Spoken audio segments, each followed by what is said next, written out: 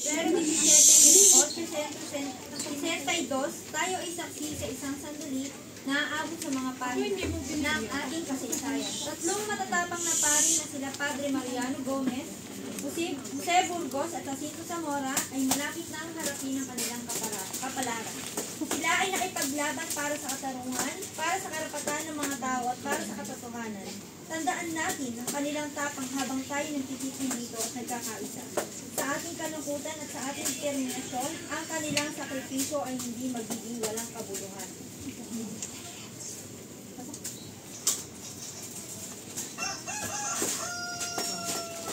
Kayong mga Indio, anong ginagawa nyo? Mga wala kayong kwenta? Ikaw, anong ginagawa mo? Magtrabaho ka doon. Ikaw ba ang pasimuno ng lahat ng ito? Hindi. Mananagot ka sa akin! Hindi po.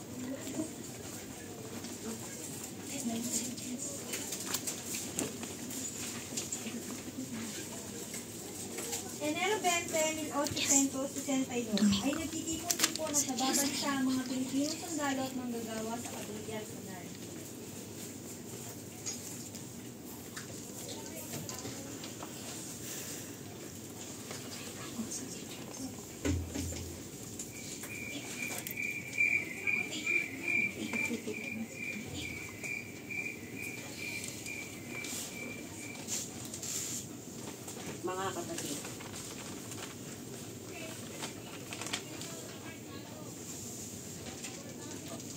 Mga kapatid, hindi na natin matitiis ang kawalang katarungan ito.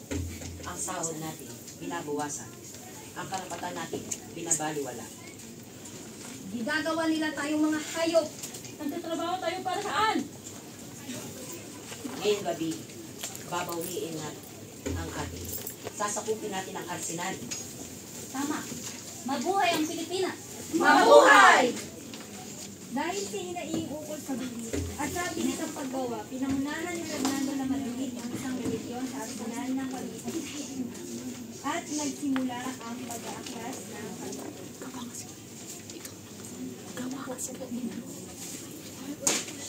Maglukot ka lang ng papel.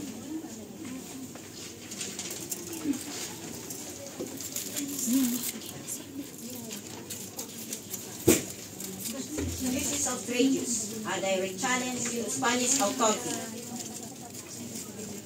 So, Excelencia, Estrata, Suplemente de Sueldo. The press, Gomez, Burgos, and Zamora are the mastermind of the rebellion. Y pagaran es el estar un escarmiento. Taong 1862, ang tatlong paring Pilipino na sila Mariano Gomez, Jose Burgos at Jacinto Zamora ay naharap sa mga seryosong akusasyon ng pagtataksi. Sila ay inakusahan ng pag-uudyok sa isang rebelyon na naglalayong labanan ang kolonyal ng pamahalaan. Sabihin mo sa akin ang katotohanan.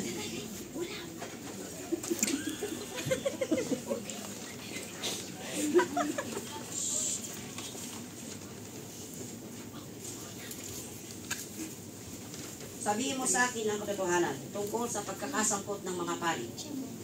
Sila ay may plano sa kasabot sa may mga plano sa pagsulong ng revolusyon. Sila? Sino ang nagutos ito? Padre Burgos! Siya! Hindi kita kilala. Siya! Sino ka? Mga sinungaling ang sinasabi niya. Siya! Puro ka sinungalingan. Hindi! Siya! Siya yung may pasimuno! Puro ka sinungalingan. Hindi! Sa ilalim ng pwersa, nagbigay si Salva ng peking testimonya na nag-uugnay sa tatlong pari.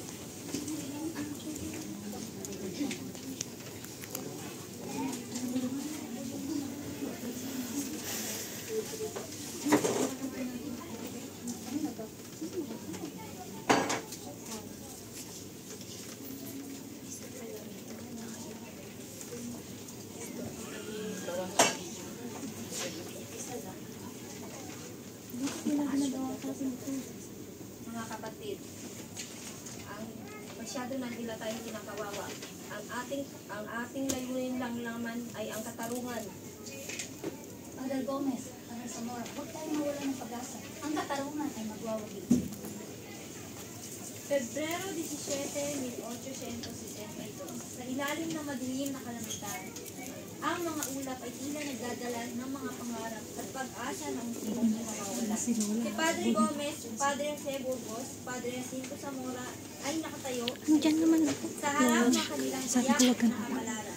Ang kanilang isip ay puno ng pag-aalala ng pakikibaka para sa katarungan.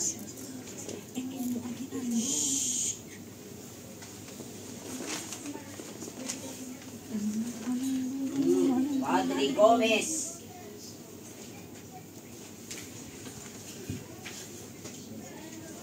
Alam kong walang dahon na nanguhulog kundi sa kalooban ng Panginoong Diyos. Verdugo.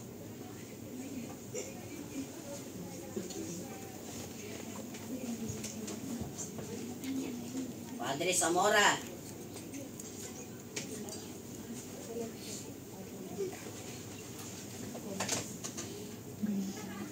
Que palabras. Wala akong kasalanan.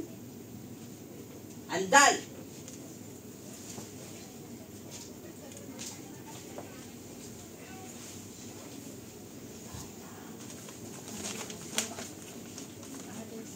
Padre Burgos. Wala kaming kasalanan. Mga inosente kami. Sige. Bakit kailangan umabot kami sa ganito? Wala siyang kasalanan! Wala siyang kasalanan! Wala siyang kasalanan! Wala na talagang justisya sa mundong ito. Even the Christ is innocent. If my death proved in this justice in this system, then so be it. Pudido pare el garote. Merin. Así sufren los traidores y eres verdugo. Ano yung berdugo? Ano yung berdugo? Berdugo yun. Ang kanilang kamatayan, bagaman hindi makatarungan, ay nagpasiklab ng apoy ng nasyonalismo na magpapabago sa takbo ng kasaysayan.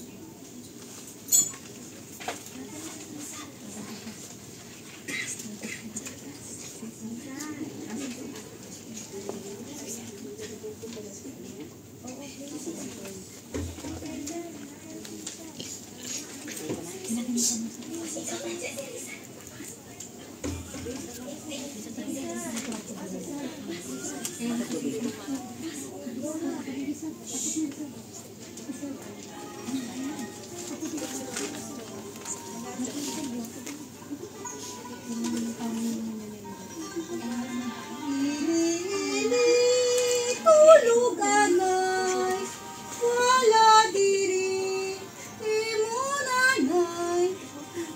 Crispin! Basilio! Ikaw! Ikaw ba kumuha sa aking anak? Hindi. Ikaw! Oh! Crispin! Basilio! Ano bang aking kasalanan? At ito yung ginawa. Ang aking anak!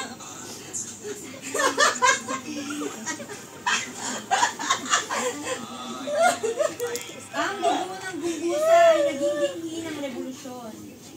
Ang kanilang pagkamatay bilang martir ay nagbigay inspirasyon sa isang henerasyon. Kabilang si Jose Rizal, inialay ang kanyang Noli Me Tangere at El Filibusterismo. Sa kanilang ala-ala nagsimula ang sigaw para sa kalayaan.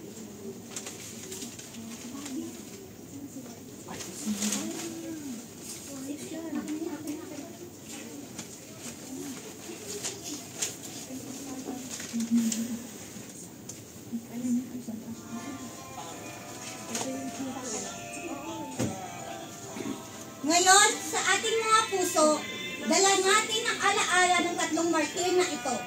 Ang kanilang sakripisyo ay nagsilbing ilaw sa ating landas tungo sa kalayaan. Huwag nating kalimutan ang kanilang mga mensahe ng katotohanan at katarungan. Tayo ay magkaisa. Ipaglaban ang ating karapatan at ipagpatuloy ang kanilang laban Sa kanilang alaala, tayo ay magiging matatag at hindi kailanman susuko. Para sa ating bayan, para sa ating kinabukasan. Adios!